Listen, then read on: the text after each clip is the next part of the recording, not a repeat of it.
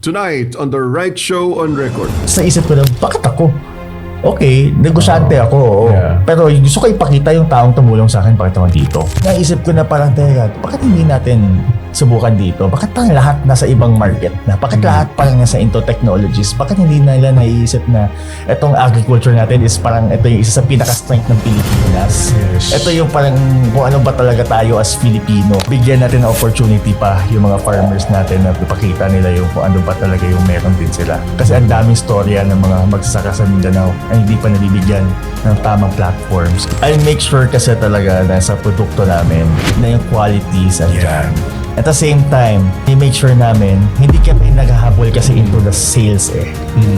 Ang gusto namin yung mga customer namin, babalik-balikan kami. In Cacao de Davao, enough na yung ma-recognize kami ng LGU namin. Enough na ma-recognize kami ng mga tao. Kasi alam namin na dito, dinadala namin sa storya ng mga Pilipino. Ayun yung gusto kong maka-recognize nito. Yung mga tao na behind the scene na nagtrabaho araw-araw. Welcome to the R.Y.T Show on Record, Mr. Ethan Kyle Lim.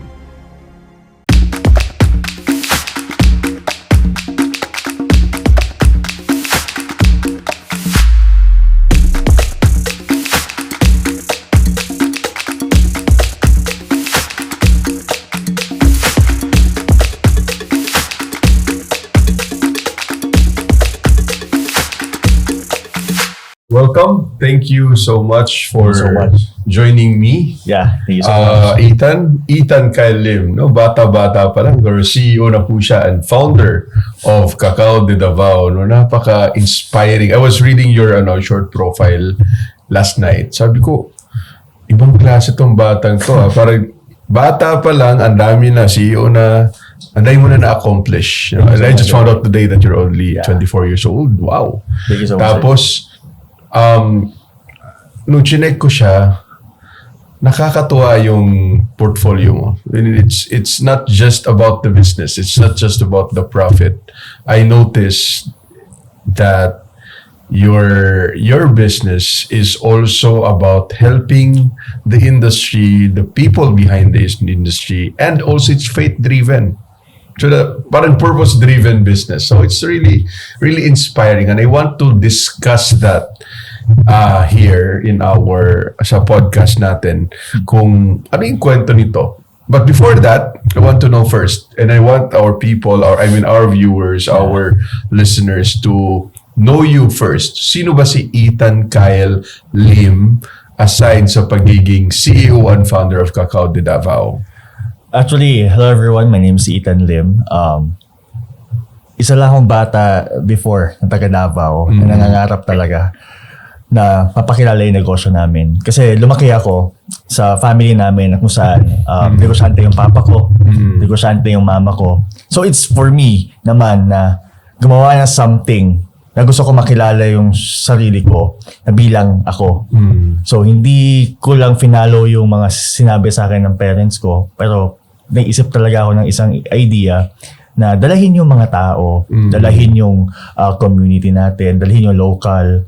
Kumbaga, nanganap ako ng ibang paraan kung paano natin mapapa-uplift yung buhay ng ibang tao. Kasi nakita ko ano nangyayari sa grounds sa local scene, ano ba nangyayari dito sa Davao, sa farmers natin. So doon nagsimula yung idea ko at talaga yung passion ko para sa pagnegosyo ng ito. But this Cacao de Davao started when? Cacao de Davao started 2013. Grandfather ko yung... Your father started the business? Yeah. Yung grandfather ko yung start. Grandfather? Yeah. Yung grandfather ko pa yung nag-start ng business kasi may passion siya sa agriculture talaga, sa cacao. So sumasama-sama ako sa kanya noon dati para makita kung ano yung mga meron, ano ba yung pwede gawin sa tsokolate, anong mga things na pwede natin i-add dito. So nakakasama and mga seminars na ina-attendan niya, sobrang dami. Doon ako na parang napaisip na, okay, kaya ba to? Or ano ba to? Parang para sa akin ba to? Kasi baka para sa grandfather ko yan, para sa akin hindi. So sinubukan ko lang naman, matin lang ako ng mga ibang mga seminar. Tapos parang nagkaroon ng switch doon na parang tinanong ako ng isang parang moderator naman sa mga seminars about farming. Sabi niya na parang may pwede kang para dito sa local scene natin. I think may potential ka to do something like that. Kasi parang ginagawa namin noon, nag-share ako ng parang mga ideas. Yes. Mga farmers, parang ina-encourage ko sila. Inaalam ko yung buhay ng mga Ideas magsasaka on natin. how to innovate the Yeah. industry. Parang inaano ko yung mga farmers natin, hindi magtulungan tayo. Yun yung first na sinaisip ko talaga. Magtulungan tayo, mag-create tayo ng mga idea para mas makilala itong mga farms natin dito, yung market natin ng mga produkto. So, doon na-start eh. How many farms? Sabi mo marami kayong farms. Puro kakao to. Actually, sinabi ko na madami kaming farms kasi madami kaming farms na pina-partners din. Okay. All kakao. All cacao. Okay, Madami now, kaming pina-partners na mga Yan ang cacao tanong ko. farm. I'm very curious because you're a Gen Z, no? You mean, so I'm really wondering, what made someone from your generation to look at cacao and say, this is where I want to build our future. Because this generation, we are in sabi nga nila, AI age na tayo. So, ang focus talaga ng tao, technology, fintech, e-commerce, technology, and lahat ng mga artificial intelligence, no? So, yun na yung utak ng mga kabataan ngayon. No? In fact, lahat gumagalaw because of, algorithm influences the movement, no? So now my question is, ikaw, a 24-year-old CEO, nag-shift ka pabalik and now focusing on agriculture. That's why I'm very curious. What made someone from your generation to think and to say that I want to build my future with cacao? One thing kasi sa Davao, nung time na sumasama ako sa grandfather ko, napakilala na yung Davao as chocolate capital of the Philippines. So naisipan ko ng isang It's idea. your grandfather, sorry to interrupt that. Yung grandfather ko, sila yung parang isa sa mga associations. Pioneers. Sila yung pioneers kung bakit si Davao ang naging chocolate capital of the Philippines. Wow. Grandfather ko. So naisip ko, teka, may potential. Pwede mapakilala sa buong mundo. Pero kulang lang ng push. So, naisip ko na parang, teka, bakit hindi natin subukan dito? Bakit parang lahat nasa ibang market na? Bakit lahat parang nasa into technologies? Bakit hindi nila naiisip na itong agriculture natin is parang ito yung isa sa pinaka-strength ng Pilipinas? Yes. Ito yung parang kung ano ba talaga tayo as Filipino, kung ano tayo as Davaoenyo, kung baga parang ganun. So doon naisip ko na parang, sige nga, subukan nga natin, alamin nga natin, ipakilala nga natin yung storya ng mga farmers natin, ipakilala natin yung storya ng mga taong nagtatrabaho araw-araw, yung taong gumagawa ng tableya, gumagawa ng tsokolate. So doon nagsimula yung passion ko. Nakita ko talaga na may potential, pero kulang lang. Kasi ngayon, alam naman natin na kulang lang ng push ang mga tao natin na i-promote palalo yung local. Kasi alam naman natin ngayon, mas maraming tumatangkilik sa mga imported products. Okay, when you say kulang sa push, who do you think anong konsepto, anong ideya ng push ang dapat na kailangan sa ating cacao Bigyan industry? natin ng opportunity pa yung mga farmers natin na ipakita nila yung kung ano ba talaga yung meron din sila. Kasi ang daming storya ng mga magsasaka sa Mindanao ang hindi pa nabibigyan ng tamang platforms. Kung mabibigyan lang natin sa lahat ng Filipino ng ganong type of platforms at opportunity na ma-market nila yung mga produkto nila dito sa Manila, sa Cebu, sa mga gandang city, ang daming pamilya na matutulungan yan. So, itong ginagawa namin na pinapakita yung storya namin, bawat collaboration, tuwang-tuwa sila doon.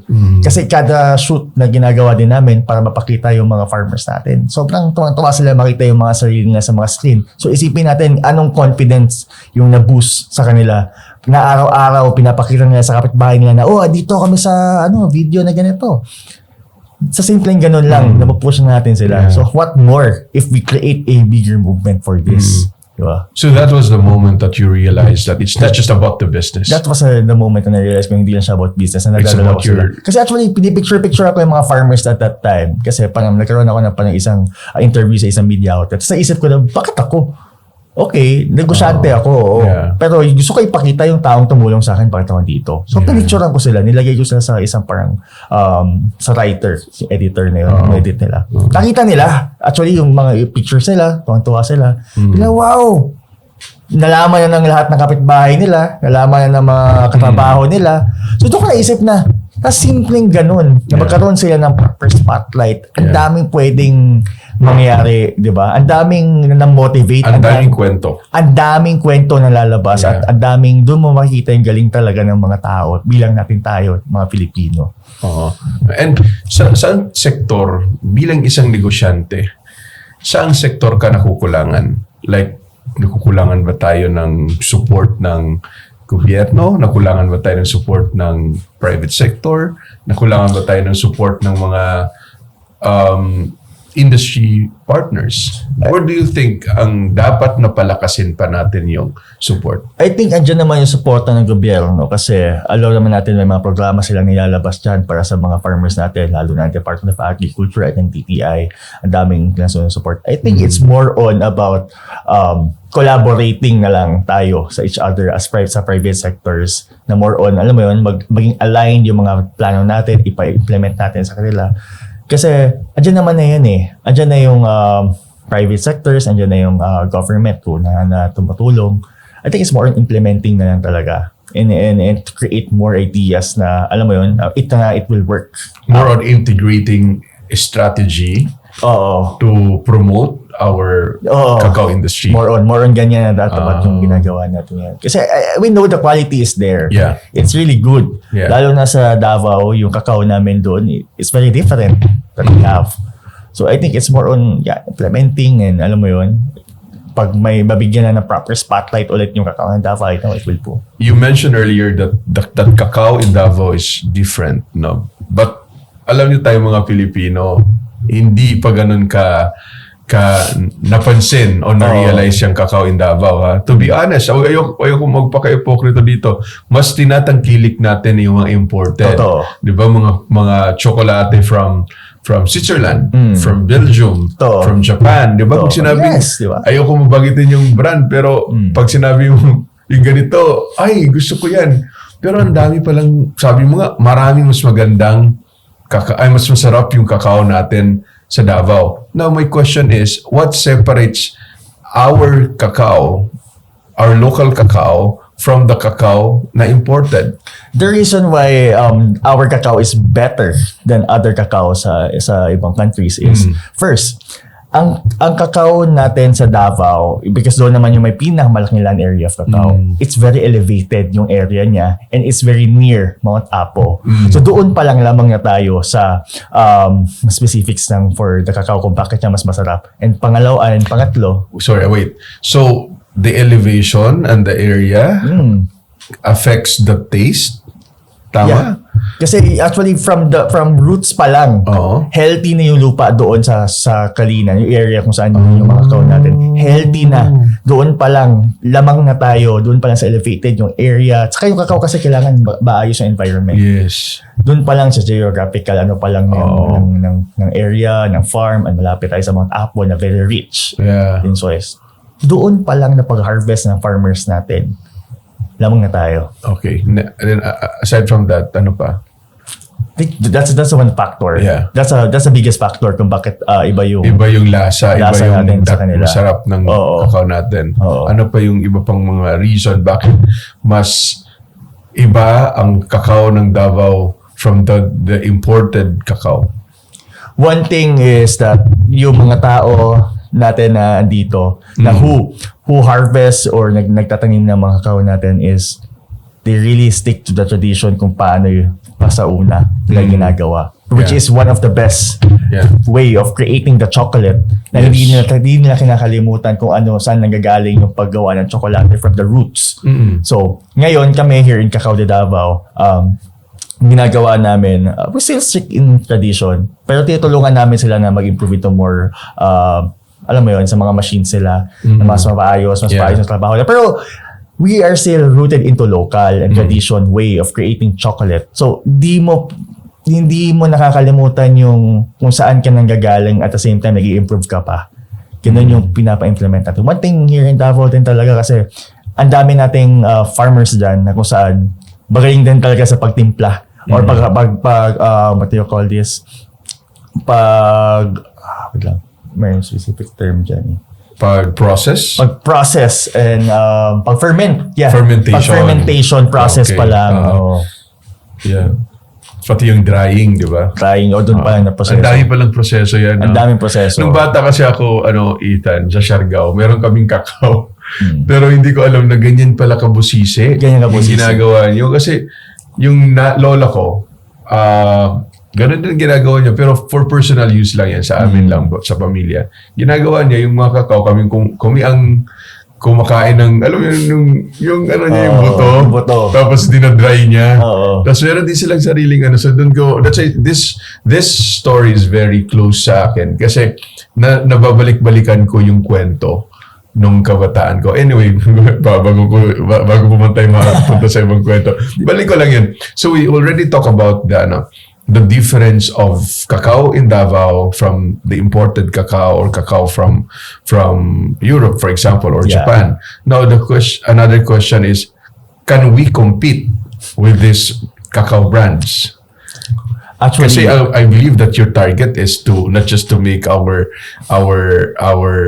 cacao not just a world class but also world famous, right? Yeah, it's kaya naman natin mga ipagsabayan, to be honest. Kasi masarap naman yung mga produkto natin. But I think it's more on, it takes time lang.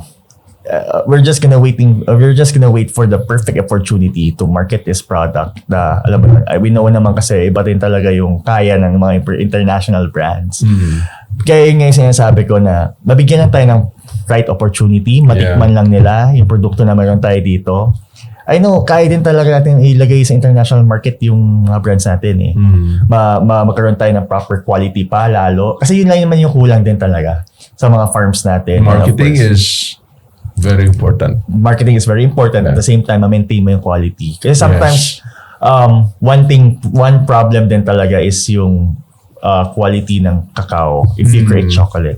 We know naman na marami pang farmers ang hindi pa kayang gawin na parang masyadong quality yung pagkagawa ng produkto nila. So yun din talaga nagiging problema. I read na meron palang tinatawag na premium chocolate and ordinary chocolate. Now, question, ano ba yung difference dito? Is it based on the cacao or based on the processing or what? I think para sa amin, yung premium chocolate kasi we make sure na wala siyang halo. Na puro lang siya. Yun yung premium. Yung chocolate na ordinary is hinahaluan na siya ng sugar. May konting pampatagal ng expiration. Gano'n. Pero yung premium, kaya siya premium kasi puro. Wala siyang halo. Organic lang siya na kung saan talaga yung proseso niya. Yun na yung ginawa 100%, walang inad, gano'n. Kaya so siya premium. Meron kayong gano'n? Meron tayong gano'n. Yan ba masasabi natin na ano yung meron tayo na wala yung mga imported chocolate and meron sila na wala naman tayo? Siguro yung masasabi ko is hindi sila gaano into tableya eh. Tayo lang nga may tableya, pati yung tinatawag natin sa Mindanao ng sikwate.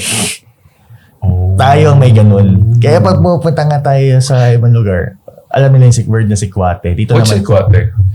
Yun yung... Sorry, hindi ko kabisado yan. Ang alam ko tableya kasi ginagawa namin tableya yung kinakain namin. Sikwate is a Bisaya term of the hot chocolate. Parang ganun. That's why in Davao, ang tawag dyan, sikwate at putomaya. Kung merienda ka. Sarap niyan. Sikwate, hot chocolate at putomaya. So, I think sa iba basta wala naman sikwate at putomaya or meron silang hot chocolate and ano. Yes, hot chocolate. Pero more on tableya. Kami sa Cacao de Davao, we produce thousands of tableya every day to supply the markets. In our retail stores, to our sellers, distributors, something like that. And Filipinos, kamusta naman yung ang benta? So far, it's okay naman. Okay naman yung benta ng tableya kasi ang dami din naman, lalo na sa Mindanao, ang dami mahilig sa tsokolate. Tsokolate. Nagsisikwate pag umaga. Alam mo kasi... Actually, totoo lang nga ito. Mas gusto nilang tableya kaysa kape. Totoo. Diba? Kasi alam mo bakit ang sikwate ay isa sa pinaka-known na drink? Kasi sa Mindanao kasi, ang sikwate, ang mga magsasaka natin, pagising sa umaga, tinitimpla nila yan at nakikipagkwentuhan sila. So nagiging part din siya ng story ng life ng mga tao kung bakit importante ang sikwate. Kasi sa amin, kahit ako ng bata ako, pagagising ko sa umaga, magsisikwate kami ng lola ko, ng lolo ko, magkukwentuhan. So isipin mo ilang pamilya sa Mindanao ang ganun ang ginagawa. Kaya naging part din talaga ng Mindanaoans ang sikwate. Grabe. Oo. Nagre-refresh yung memory ko doon sa Mindanao. Sarap kaya naimis ko tuloy ang tsokolate. Iba yung storya. Iba yung storya ng tsokolate. Hindi lang siya basta tsokolate. Ang daming storya natin na bago natin ito nagawa eh. Anong mga storya na can you just give me sabihin natin highlights or example ng mga kwento ng sikwate na maybe story about the farmers, story about the success of the cacao farmers, or may struggles ba silang pinagdaanan. Actually, na pwede nating masabing ito ay tatak ng cacao. Ganun. One thing na nakita ko sa storya ng tsokolate, lalo na sa atin, ito is, nakita ko yung parang paano nila araw-araw sinusubukang maibenta yung mga produkto nila na hindi nila alam kung saan nila ibebenta. Kasi wala silang access sa mga market. Kaya kami andito, binibili namin yung mga produkto nila. Kasi para magkaroon sila ng mas maraming buyer. Kasi isipin mo, araw-araw sila na nagtatanim, araw-araw sila gumagawa ng mga cacao beans, sa mga produkto nila, pero wala silang market. Kasi hindi naman din kaya ng mga farmers natin ibenta yung produkto nila diretso dito.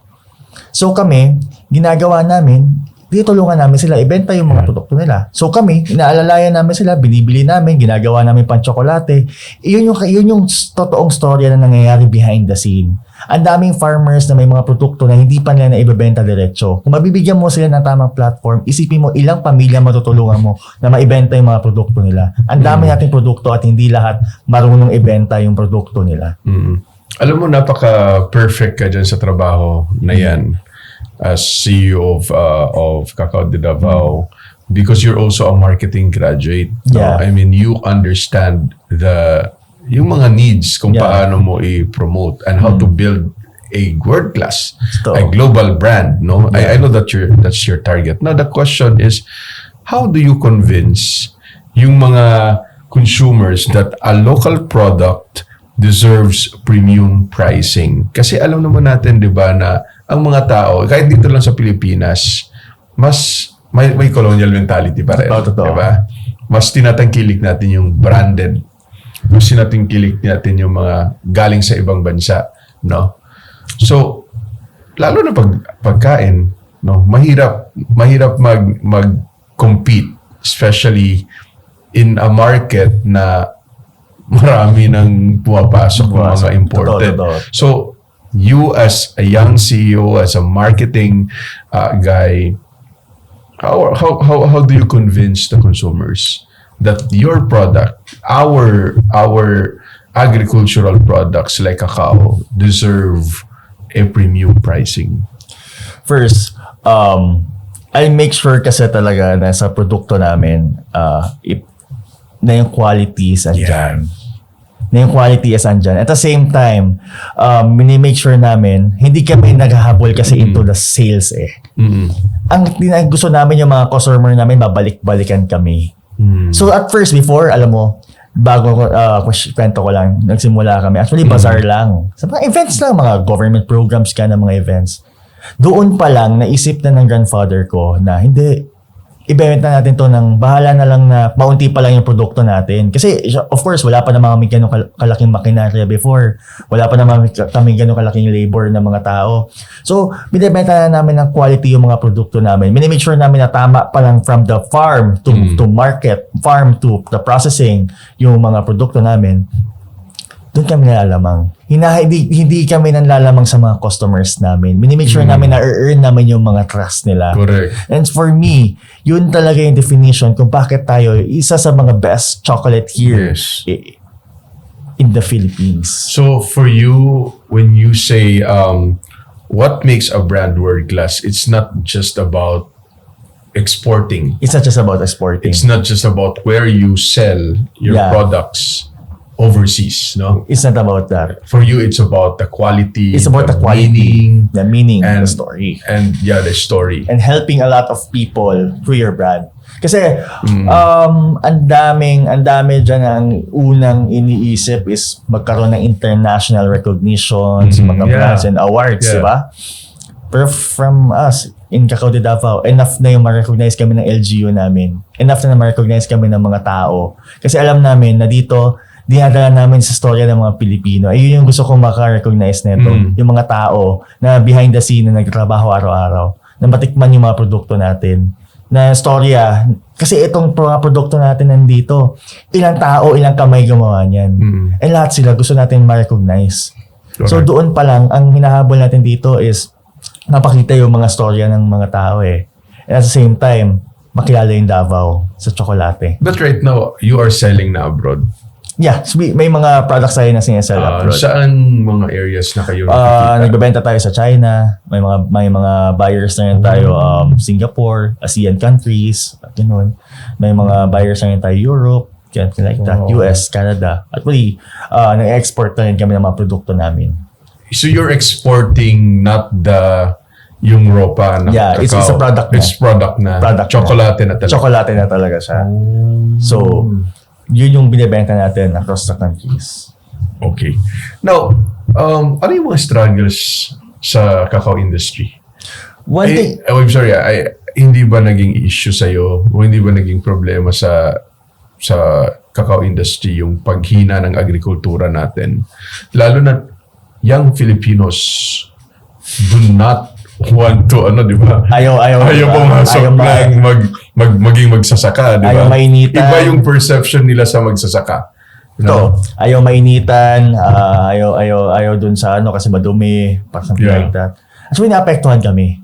Nagkaroon ng brain drain. Nagkaroon naman ng naapektuhan kami. Lalo na parang hindi naman lahat into agriculture. Ang dami nang hindi din into cacao farming eh. Apektuhan kami. Pero the one thing naman na minimake sure namin is parang hindi kami magsastop sa ginagawa namin eh. Na bahala na lang na kahit walang sumuporta sa amin or something like that. Tutuloy namin to kasi dito nag-start yung family business namin. Yes. Dito nag-start yung story ng family namin. Dito nag-start yung story ng grandfather ko. And ako, itutuloy ko to hanggang sa susunod na generation na patuloy nyo tangkilikin yung local natin in agricultures natin. Kasi dito. What innovation ang in-apply ninyo, ang ginawa ninyo to sustain the production? Considering na bumababa yung mga gustong maging farmers na mga bata. One thing kasi is we create our own machines. So yung nag-technological kayo, nag-innovate kayo using technology. We create our own machines and it's one factor kasi hindi kami bumibili ng mga imported na machine. You create your own machines? We create our own machines. My grandfather, siya yung gumagawa ng mga machine namin panggawa ng tsokolate. Wow! Diba? So ano yun parang, talaga siya? From scratch? From scratch. Yung may mga machines pa siya dyan na sinauna pa, nagumagana pa rin until now. So alam mo yun. So, kanang gitawag, kanang galingan. Galingan. lahat kami gumagawa. What's in English yun yung galingan? Grinder. Something like that. Blender ba ito? Parang mixer ba? Kami gumagawa ng mga machine namin. Hindi kami bumibili din ng imported na mga machine. Kami nag-innovate kung paano to papaganahin, kung paano to gagamitin pang araw-araw ng mga tao. So, it's one of the advantage that we have siguro kasi we can create our own machines. We can create roasters. And one thing, we provide machines to the other farmers na nangangailangan ng machines. Isipin mo kasi ang iba doon. You provide machines to your partner farmers. Yes. Meaning you loan. Binibigay kami. Borrow. Binibigay namin. Binibigay namin for free. Talaga. To a community na saan sila pwede gumawa ng tableya nila. To bolster their production. To boost their production. Para mas matulungan natin sila. Sige, kasi at the end of the day, a win for a farmer is a win for Cacao de Davao and a win for Filipino. Good. Alam mo yun? Correct. So, matulungan natin sila, mas tataas ang demand, mas tataas ang supply. So, it's ripple effect na eh. Recently, naging issue yung food security, di ba? Ito. Di ba? So, ikaw, ano yung mga realizations mo on that? Kasi ikaw, I mean, let's talk about it, not just about the business. Let's let's take it as a macro issue, no? Parang may problema talaga sa agriculture natin. Kaya nagkaroon ng issue on food security. Diba? So ikaw, ano yung thoughts mo doon? Alam mo, ang thoughts ko talaga doon is dapat hindi natin pabayaan or mag-focus lang tayo sa ibang bagay at kalimutan natin to. Yung agrikultura. Kasi ipapabayaan mo to, ang dami magugutom. Agriculture feeds the whole country. The agriculture feeds the whole country. And imagine, Philippines is an agricultural land na meron tayo. Nakafocus tayo kung saan tayo hindi naman mas nare-recognize. Bakit hindi tayo pag-focus sa agriculture? Ang dami nating pwedeng gawin. Correct. Philippines is number 1 before sa mga agriculture na mga products. Yeah. So, it speaks a lot kung bakit ganun nangyayari. So, what do you think? What is broken? I think, nag-lack tayo sa info na mapaspread sa mga tao. I think, iba na yung na-focus din kasi ng mga government na mga programs. Yeah. I know may mga programs naman dyan, pero I think dapat maging focus din dito. So the National Agricultural Strategy is not, let's say, advanced, updated, aligned, integrated? Maybe it's not aligned, pero I know they have plans for this. I know they support this type of plans. Yeah. Pero siguro may kulang lang din talaga. Correct. But kulang, kaya naman yan resolbahan eh. Kaya naman siyang gawin yan eh. Di pa naman huli ang lahat. Yes. Di pa naman huli ang lahat. But we need to encourage a lot of young fellow Filipinos. Filipino farmers. Diba? To do this. Correct. Sell local products. Buy local products. Bumili kayo ng mga local na produkto. Pag kumain kayo, subukan yung tumulong sa nagtitinda sa labas. Basta nakakatulong kayo sa buhay ng Filipino sa ganung pamamaraan. Hindi naman kailangan magtanim eh. Hindi naman kailangan sila magtanim mismo. Hindi naman kailangan na kayo talaga magbenta mismo. So, sa pasimpleng bibili kayo ng mga ganitong produkto, sinuportahan mo yung bigas, bumili ka ng ganito, it creates a lot of big impact na. Yeah. Yeah. You know what? I'm very amazed on how entrenched, alam mo yun, yung deep ng understanding mo about agriculture. Now, if you given a chance, if you become in the future or tomorrow an agriculture secretary, what would be your 3 priority reforms in the agriculture sector? First, I will create a program kung saan na mas ma-understand ng mga farmers natin kung paano mas papagandahin yung produkto nila. Pangalawa is bibigyan ko sila ng opportunity kung saan may direct contact na sila sa mga sellers kasi binibigyan natin sila ng educational something like this, seminars like ganyan. Pero wala naman sila nabebentahan. So it's like farm to market. Farm to market. Kulang yun. Or farm to consumers. Farm to consumers. Diretso. Kasi usually, ang problema natin, palagi may nagbi-middleman sa kanila. Na hindi naman nila alam magkano ang presyo sa market. Hindi naman alam magkano ganito. Ang kawawa kasi farmers. Totoong story yan. Behind the scene. Totoong story yan. Tanggalin yung mga middleman. Tanggalin natin. Bigyan natin sila ng right access sa market. Yes. Good. Bigyan natin sila ng right access sa market. Totoo yun yung pangalawang naisip ko. Pangatlo, magkaroon tayo ng mas malaking marketing for encourage natin yung mga fellow Filipinos or mga young na gustong paglaki. Hindi naman ibig sabihin farmer, agad pangit na eh. Na hindi na maganda yung profession mo kasi farmer ka. Dapat baguhin natin yun. Yes. Yun yung mga simple things na I know na may deeper pa, pero yung naisip yung tatlo na yun, simple lang yun para malaking impact yun. There should be an awareness campaign. Na iba yung pag-brand dapat ng government about agriculture. Karoon tayo ng awareness campaign. Hindi naman kasi ibig sabihin na farmer ka. Wala na. Maliit yung kita. Actually, there's a lot of opportunities. I visited Bukidnon. Ang daming mga farmers doon dito yung laki ng potensyal. Pero hindi nakakadirekta sa mga market nila. I remember I had a conversation with one of the farmers. Mayaman sila, pero may farmer, syempre we call them farmers. Yeah. Sa ano yung dahilayan, Super dami. ang dami doon na products nila na ang nagpapatulong sila how to di ba nauso kasi nung COVID, remember, na hindi sila makabenta direkta. So, kailangan talaga nun is parang yung sa Grab ngayon, yung parang mga e-commerce platforms where they can put their harvest or their produce, o tawag ba? Yung mga na-harvest doon mismo sa platform para makita ng mga tao, doon na tayo bibili. Hindi na kailangan dumaan sa Tiangge. Hindi na nila kailangan pumunta sa mga middleman para patungan na naman yung produkto nila, di ba? I think that kind of innovation also is very very important and dapat na maisip din ng gobyerno natin, and of course in partnership with the private sector. At what point did your business stop becoming just about making money? Siguro nung nag-start na kaming makipag-partner sa maraming mga farmers and farms, naisip na namin na, teka, may potential to Kung mas lalaki pa itong mga farms na to, ang daming tao pwedeng matulungan nito. Mabigyan mo lang sila ng maayos na parang way kung paano nila i-organize yung sistema nila. So doon na namin nakita na parang di lang to about making money. Nakakatulong na tayo sa mas maraming tao. And baka ito, may platform tayo na, alam mo yon, mas makatulong pa sa mga tao na sa bukid. Yun yung naisip namin noon na hindi na to basta making money lang. And to be honest, in business naman kasi, ang goal natin is kumita ng pera. Pero for me, other than making money kasi, ang gusto ko din talaga is yung parang the impact na magagawa ko for the community. Kasi I don't want people to remember Cacao de Davao as malakas ang negosyo.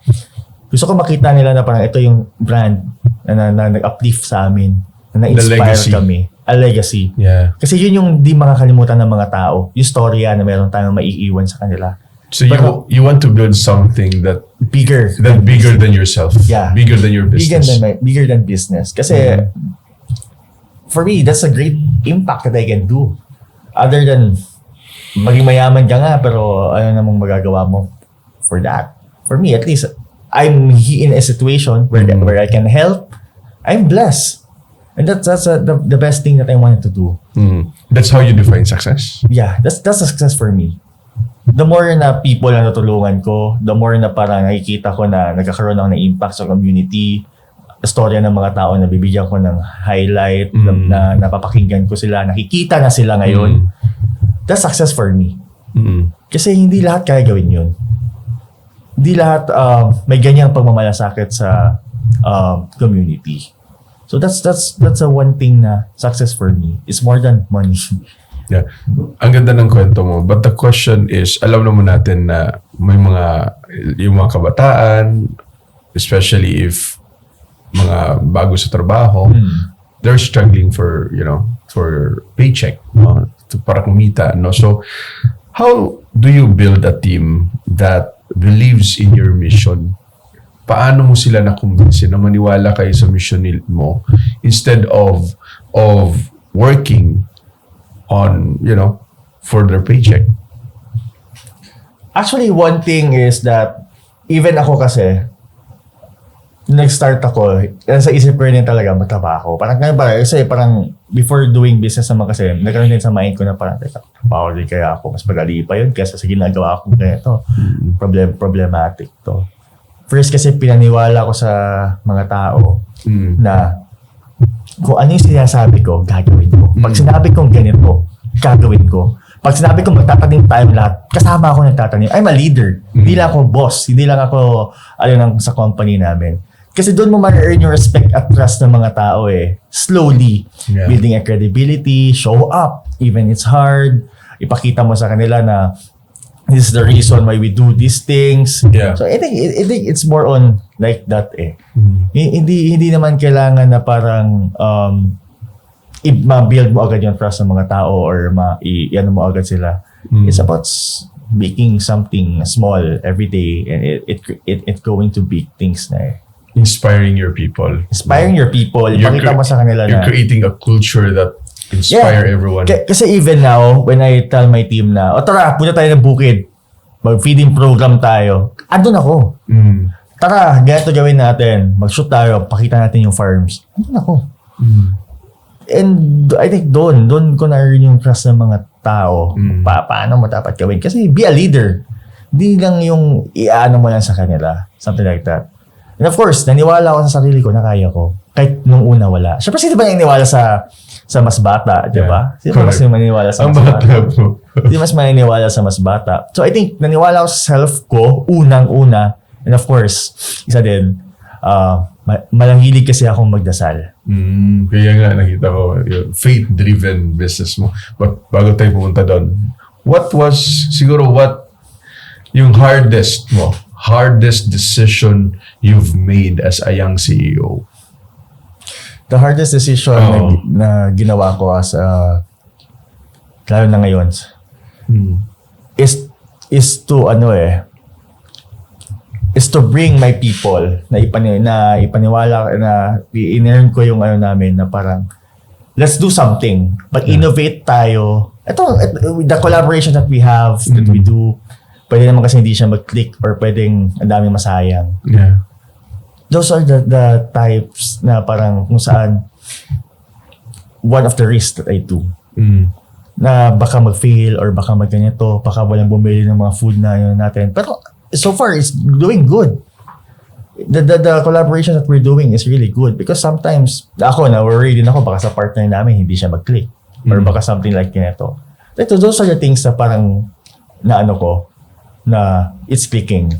Alam mo yun? But of course, start kasi na maniwala ka muna sa self mo eh. What collaborations do you have right now? Sige, yung pwede ko lang muna sabihin siguro. Yung pwede, like what? Sinabi mo kanina. Mga pwede ko lang muna sabihin. Siguro yung mga collaborations namin sa Davao.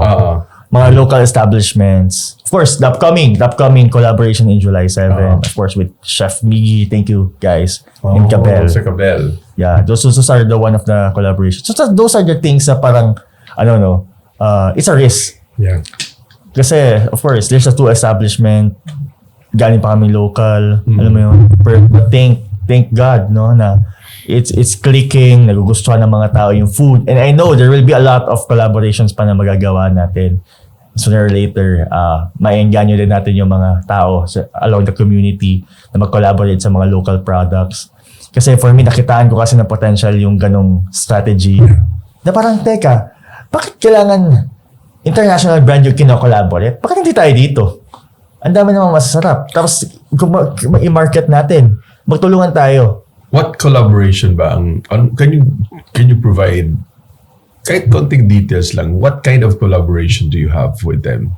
Actually, one of the collaboration that we have for them is the food na parang minimix yung tsokolate sa dish na meron sila or sa mga drinks na meron sila.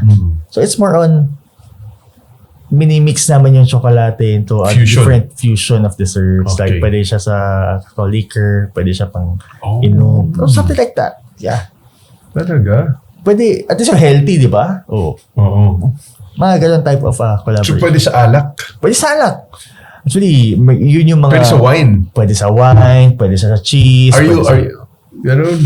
Anyway. Hindi ako chef pero I know na parang natikman ko lang kasi siya. Of course, I travel abroad. Nakita ko na ang daming things na pwede inahalo-halo doon ng mga chocolate. Pagdating dito, pwede tayo mag-collaborate. Gawa tayo ng mga ganito. Tapos local to. Tapos minimake sure din naman talaga namin na, of course, iniisip ng iba, mahal ang local, di ba? In Cacao de Davao, we have products na hindi ganun kamahal.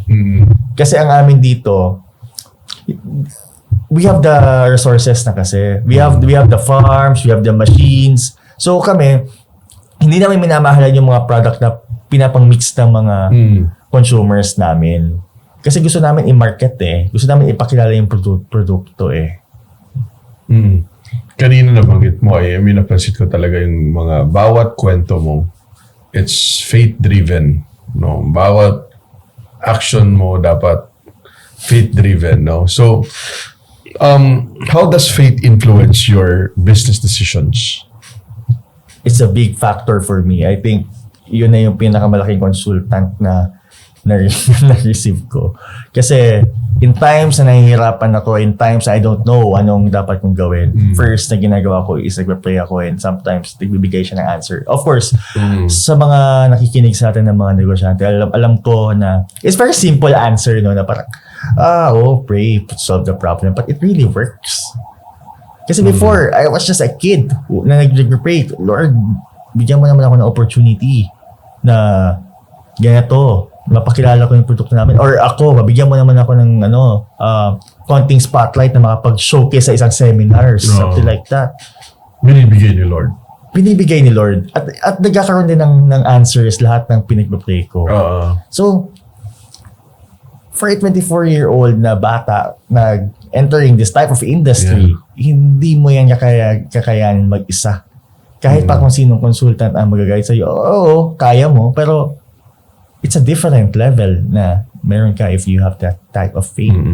Do. Have you ever had to choose between making money and doing what is right?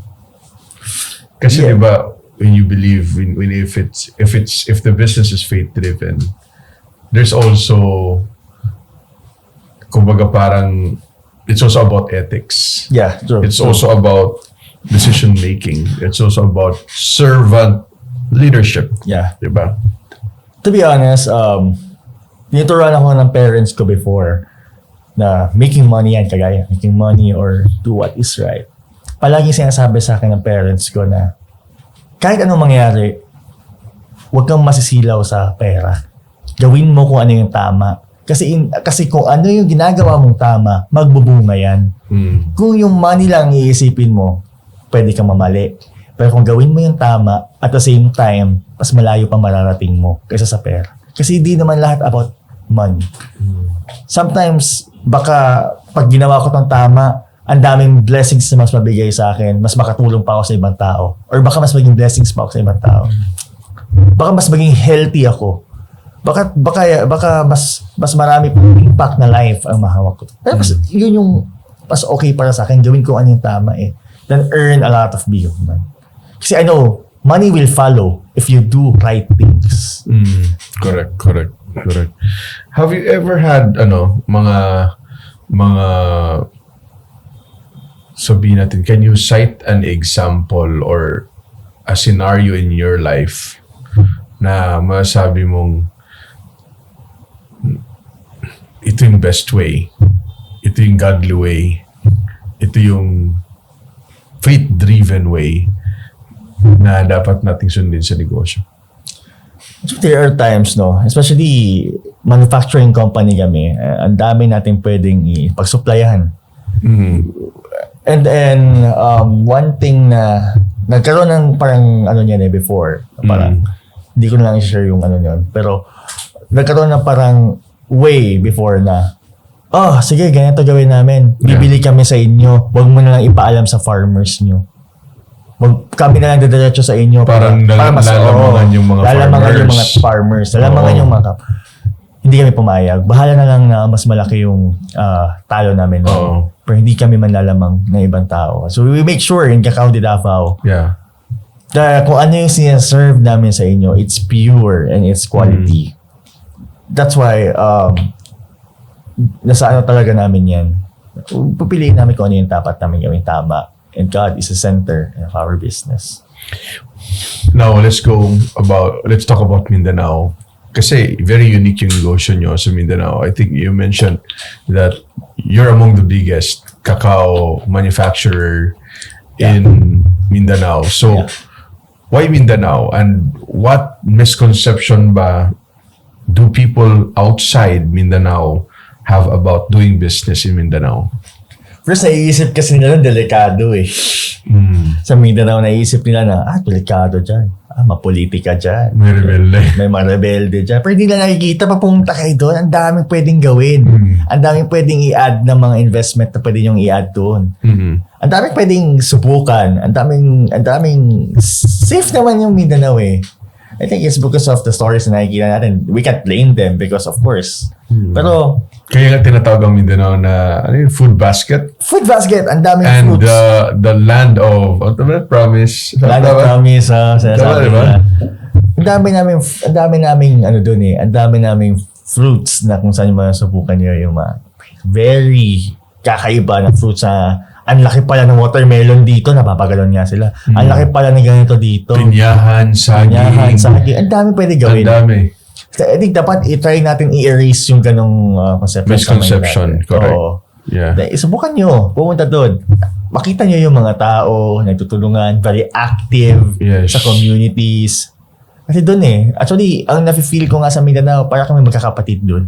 Nagtutulungan kami, mapakilala yung mga negosyo namin. Isa lang naman din gusto ng mga tao from Mindanao makita nyo kung ano yung best of Mindanao. Flavors, food, and everything. So, Tingin mo may kulang pa at kulang pang hindi pa talaga totally na ipakita ng Mindanao yung tunay niyang kayang i-offer? for me, May mga hindi pa nadidiscover. siguro may hindi pa na-discover, may kulang pa na hindi pa napapakita. Pero the potential of Mindanao is very big. Makita lang lahat ng tao yun, I know. It will be a different. Grabe. Sobrang laki ng potential ng Mindanao. Sobrang ano nga ng lupa natin doon sa agrikultura Doon pa lang. How can Mindanao become the country's food innovation capital? I think, if mabigyan mo lang sila ng proper spotlight and iwasan natin yung pag-aaway-away ng mga, ng mga tao, no? Mag-focus tayo kung saan tayo magagaling. At kaya-kaya naman ng Mindanao mag-stand Kasi I know there's a lot of people na kasi sa mind nila, naiisip nila delikado agad to. Pero, mabigyan mo na magandang story doon. Actually, it's a nice thing na may mga pupunta nga doon ng mga vloggers, mga celebrities na showcase kung ano meron tayo doon. I think it's more on that Okay. Last on Mindanao. What opportunities are investors overlooking about Mindanao?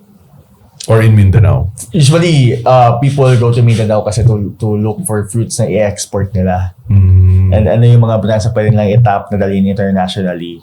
Kasi doon talaga kasagaran yung mga manufacturing natin, mga warehouses sa Mindanao. So usually, an investor go there, they export the product. Imagine, tons of durian, they're shipping it to China. Tons of cacao, wet beans, siniship na saging, diba? So those are the advantages that we have in Mindanao. So ang daming pwedeng gawin. Ang daming pwedeng gawin other than that. Oo. Okay, now I have a simple we're now sa latter part na ng interview, no? May mga fast talk ako na prepare for you, no? But before that, ito big picture muna. Can chocolate change lives? Oo. Kayang-kayang i-change ng tsokolate yung buhay ng isang tao. Kayang-kaya na ito tumulong sa mga pamilya na makapagtapos yung mga anak nila. Kasi ang tsokolate, bukod sa pagiging tsokolate, ang dami mo pang pwede gawin. Ang daming pwedeng i-add na variety para mabenta mo pa yung produkto mo. So yung tsokolate natin sa Mindanao, ang daming pwedeng ma-create natin na impact pa dito. Other than chocolate, pag titingnan mo siya, chocolate lang siya. Pero once na market mo na siya sa into bigger market, ang dami ng mababago ng story. Ang dami mo na matutulungan doon.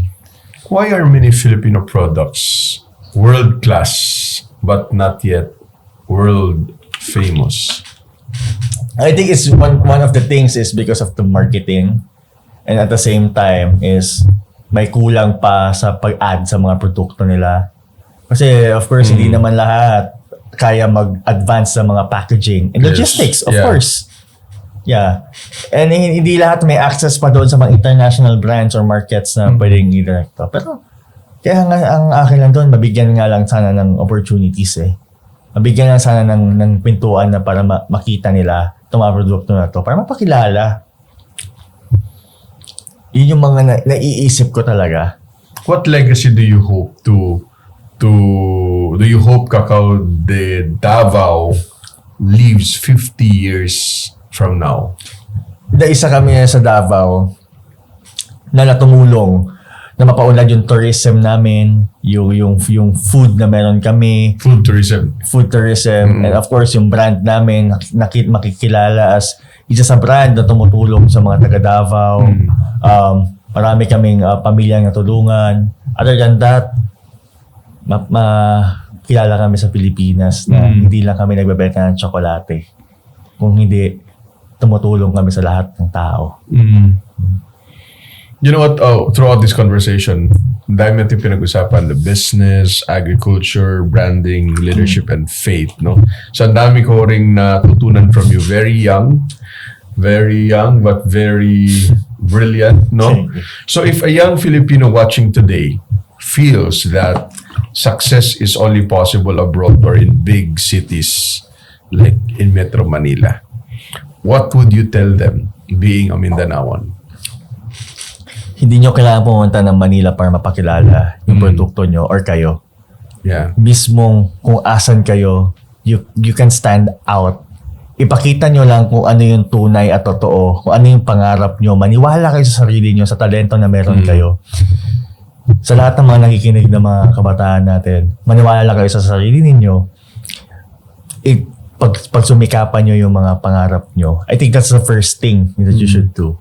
Sa lahat. Hayaan nyo kung asan ba kayo, mahirap man ngayon. Padayon lang. Yeah. Tuloy lang. Hindi naman palagi ganyan eh. Minsan ngayon kung mahirap, tsaka lang. Darating yung araw, papabor din sa inyo. So for me, it's all about trusting God's plan.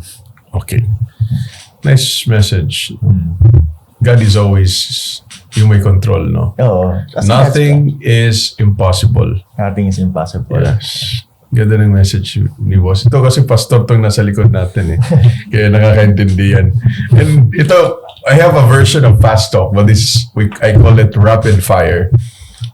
Okay, first, coffee or chocolate? Chocolate. Chocolate. Biggest business mistake? Impulsive. Okay. Favorite chocolate in the world? Cacao de Davao. Cacao de Davao. Yeah.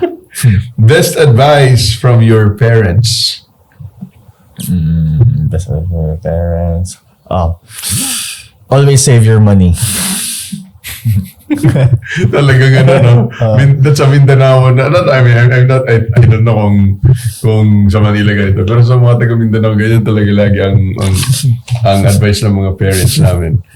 Book every entrepreneur should read. William Shakespeare, mga book. Morning routine. Drinking sikwate in the morning. Sikwate. What's your biggest fear? My biggest fear is hindi ma-continue kung ano yung ginawa ko. Yung legacy. Yung legacy na ginawa ko to the next generations. Wow. One thing people misunderstand about CEOs. They think CEOs are entitled. So you are? I am very grounded and humble. I always I always go to the work nga na. You're a different CEO. I'm a different. So you are, kumbaga, you are different from the misconception. Yeah. One word that defines entrepreneurship. One word. Hard. Yeah, hard. Hard. If you had to start over with 50,000 pesos, what business would you build? Of course, not Cacao na, no? Yeah. I will 50,000 pesos. I will create what do you call this? I think I will stick to to our first business, bakery. You have a bakery also. We have a bakery before. Yeah. Oh. I know it's very. So you want to revive your? Yeah. I want to revive. No more. Wala na yung bakery ngayon. Wala na. So you want to revive bakery. The bakery. So you're into food. We are into food. Yeah. Food and agriculture. No? Yeah. So ikaw ay pwede talaga mag-agriculture sa ganda. Puro kami sa food eh. Puro kami sa food. Actually, we also have the bakery before. Then may candy kami. Oh? Grandfather ko, meron siyang parang candy na pagawaan before. So, chocolate. So, yeah, more into food. Kompleto na, ice cream na lang kulang. Sige, sa sunod, ice cream. Sa ice cream. Kung hindi ka nagkakao ngayon, food, sabihin ka. Food pa rin. Food pa rin naman kami. I think, sabi ng grandfather ko sa akin, I think it's our family na talaga, na food. Sabagay kasi, you know what, lahat ng tao gusto pagkain eh. Oo. Lahat ng tao kakain. It's very different. Yeah. So we are more into food business. Yeah.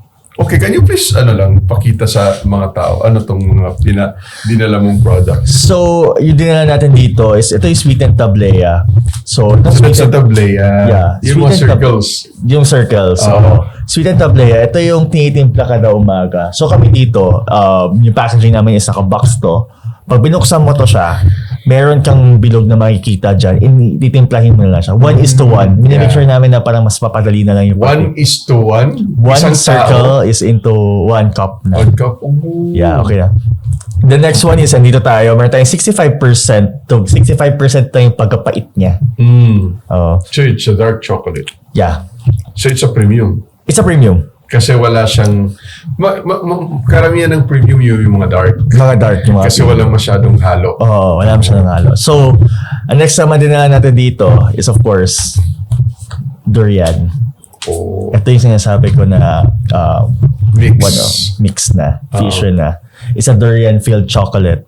Pag tinikman mo ito, hindi mo na kailangan pumunta ng Davao para tikman yung durian. Kasi meron na. Di ba? We have the mango. So yung tsokolate mo may durian? May durian sa loob. Mangangamoy durian? Hindi naman mangangamoy durian, pero may lasang durian. Oo, parang candy na. Meron din tayong mangga nandito. Dinip natin sa tsokolate. So ito yung mga produkto na to is very local, no? Lahat ng gumawa nito is sa Davao pa talaga nang galing. So, okay, ano ko lang yung proseso nyo? Yung farms, yun yung mga partners niyo. Sila yung partner farms. Nagtatanim ng mga cacao. Kami yung nag-organize sa kanila. Kayo yung nag-ferment. Kami yung nag-ferment din kami. Then buyer na rin kami ng mga farmers din talaga. Buyer na rin kami ng mga farmers. Tapos you manufacture the products. We manufacture the products. Okay. So, make sure namin. Yung drying, kami din. Nag-drying kami. Kayo din? Oo. Sometimes we buy, dried beans na. Something like that. Pero the whole process kami nga. May nakita ako isang araw. I think you were interviewed by R.Y.T. Yeah, R.Y.T, yeah. So it's also part of your collaboration? The interview with R.Y.T is so it's part of the collaboration then with R.Y.T. Nakita ko may DTI ka rin. Yeah, with Karen Davila. Yung may puhunan ba yun? Yeah, may puhunan. Yeah. So at least nakikita nila yung storya na meron tayo. Ang dami sikat na pala si Ethan. Yeah. Ibang level yung mga nag-i-interview. At least na-interview tayo ni JV. Yeah. Bisaya. So aside sa cacao, meron din kayong mga restaurant doon? More on ibang businesses na kami sa Davao. Different type of businesses na sa amin. But cacao is, yun yung pinaka-passion ko. Yun yung Where in Davao is Cacao de Davao? We are available in SM malls in Davao. Meron din kami sa Brisa. Okay. So it's one of mga shops? Yeah, shops. May kiosk type kasi. But where's your main store? Of course, it's around the city lang din. We have the main store there. Our first store ever. It's near the Bangkerohan Market, one of the oldest palengkes in Davao. So, andun yung store namin. And our manufacturing is around the area lang din. Yeah. So we have a manufacturing in the city. Talaga? So doon nag-i-impake? Doon kami nag-i-impake. Pakete. Doon something like that. Lagay ng mga stickers. Doon. And what's your routine as CEO kapag nasa Davao ka? Of course, I go to office early in the morning. I'm the last one na lumalabas sa office namin kasi I need to coordinate something like that. The meetings, the collaborations, and everything. And of course, I always go to church on Sunday. This is my routine. Wait, you were appointed or you were promoted as CEO when? Actually, I was studying pa nun. So recent lang? Late recent lang. Last year. Why is it ikaw na ang naging CEO? Ano na yung role ng parents mo? Kasi actually, may different businesses kasi yung parents ko.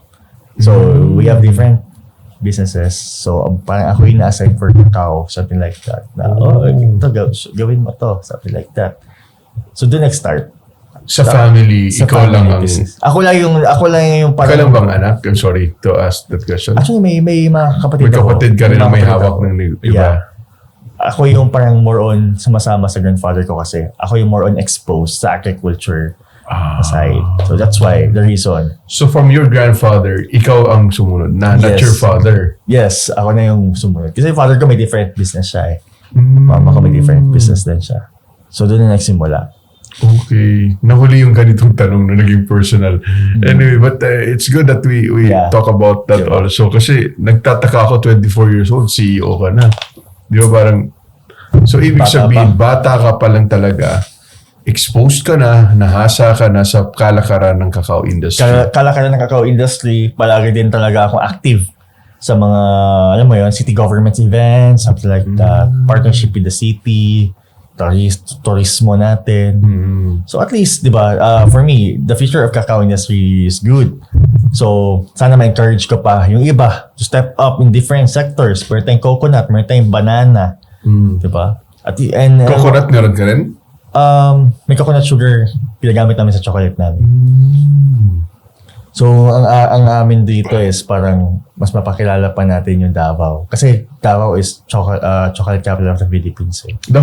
During our entire conversation, no? Mas less siya nag-discuss more on your product. You talk more about your mission, about helping the farmers. So, talagang, it's not just about your business. I realize na yun yung takeaway siya sa conversation namin. No? Na it's not just about the business. It's also about helping the farmers, helping the industry, how to build our cacao industry a global brand. No, so it's a very hard mission, I believe. It's an uphill climb, sabi nga nila. Pero I believe na magagawa mo yan. Yeah. No? So bata ka pa naman, 24. 24. Baka next year magawa. So what's your plan? No, after that, aside from collaborations? Kasi I'm sure you are talagang... We will open our factory. Terminado ka eh. So tingin ko meron ka ng yung plano eh. Ano bang step by step na gagawin mo aside sa collaborations? That's one thing that we do. Minimake sure namin na na-hit namin yung mga target namin. So other than collaborations, may gusto kami i-launch din for Cacao de Davao na speaker. We want them to show na ano yung factory namin, ano yung natin, yung processing area, ano yung farm. So ipapakita natin lahat yun sooner or later. And there will be a lot more bigger pa na collaboration. So I don't want Cacao de Davao just to be known as chocolate. I want it to be part of the lifestyle here in Davao. Gusto ko siya maging lifestyle pa rin. Hindi lang yan. So aside from DTI, you're also aiming to build a partnership with Department of Tourism. Yeah. Right? No? Department of Tourism and other department pa na pwede natin na baka pwede din tayo mag-customize ng example, champorado para sa DOH natin na healthy. Oh, diba? Ang galing niya, innovator to, itong batang to. Pwede tayo mag-isip ng ganun, or pwede natin matulungan pa different sectors natin. Di ba, sa Department of Education, may tinatawag na National School Feeding Program. So, pwedeng ganun, di ba? Alam mo, kung nakikinig si Secretary Angara, meron tayong dito. Konsepto mula mismo kay Ethan. Baka pwede natin gawin yun, di ba? Aside sa gatas, may tsokolate. Choco o gatas? Choco o gatas. Pero at the same time, healthy to. Itong ginagawa natin ito. Or what if the DSWD, pwede tayong pag may mga pag may crisis, may calamities. Bakit meron naman tayong oatmeal din sa Cacao de Davao? Bakit hindi natin patikman sa mga bata yun? Kasi ang dami namang bata ngayon sa malnutrition. Correct. Na i-make sure natin, kami, makipag-partner kami sa inyo, tulungan namin kayo. Ang dami niyang ideya. No? Marami ka pang mararating. Kasi you are an innovator. Ang dami natin pwedeng tulungan, lalo nito sa oats na sinasabi ko kasi healthy yun. Isa yun sa gusto kong i-launch din talaga. Correct. Pwede rin sa mga overseas Filipino workers. Doon sa mga taga-DMW, Department of Migrant Workers. Kapag may mga nire-repatriate kayo, andito. Ang dami pwedeng gawin. Correct. Ito yung mga ideas na pwede natin pag-push. Yun nga ang maganda sa mga ganitong industriya na maraming potensyal na pwedeng gawin, na pwedeng i-explore. Kasi I remember during the previous administration, I think ikaw ba yung kasama doon, yung sa Netherlands? No? Sa Netherlands, there was a Cacao Expo. Ikaw ba yun? Yung kasama rin sa yun? There was a Cacao Expo. Mga tsokolate. And there was a parang maliit na booth galing Pilipinas. Pero ang naalala ko, Batangas yun. Oo. So aside sa Davao, meron din kayong mga kakompetensya ng mga areas. Kasi alam ko, Cape Barako, Davao, Batangas. Meron din, may Bicol din. May ano din na may ano yung biggest competitor? I think dito na area eh. One of the biggest competitor namin dito na area sa Luzon. Sa Luzon. You are competing with the Batangas area. Something like that. So ang kinakakompetensya yung markets? Markets, yeah. And of course, yung ano din talaga. Pero kasi kami sa Davao, tutulungan kasi kami dun. Example, si farm ko, wala akong supply. Yung kabilang farm pa, ito, pwede, meron pa ako dito.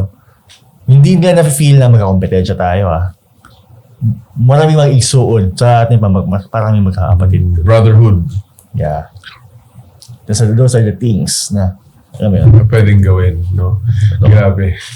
So ang galing, no? Thank you so much, Ethan Kyle. Much. It was an inspiring, conversation.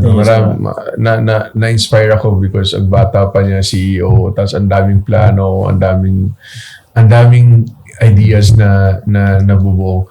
Sana tularan ka pa ng maraming kabataan na hindi lang alam mo yun yung utak na sa kung saan ikaw talagang you are shifting, nag-iiba ka ng direksyon. At hindi ko sinasabing mali yun, kasi sabi nila ang agriculture na pag-iiwanan na, and it's a purpose driven na direction, kasi ang iba, that's why they're into technology, they're into AI, they're into commerce, they're into whatever, because they're after money, they're after the income. You are after your legacy, you're after helping others, you're helping agriculture, and that is bigger than yourself mission. Thank you so much. Congratulations. Thank you so much. Thank you. Thank you so much.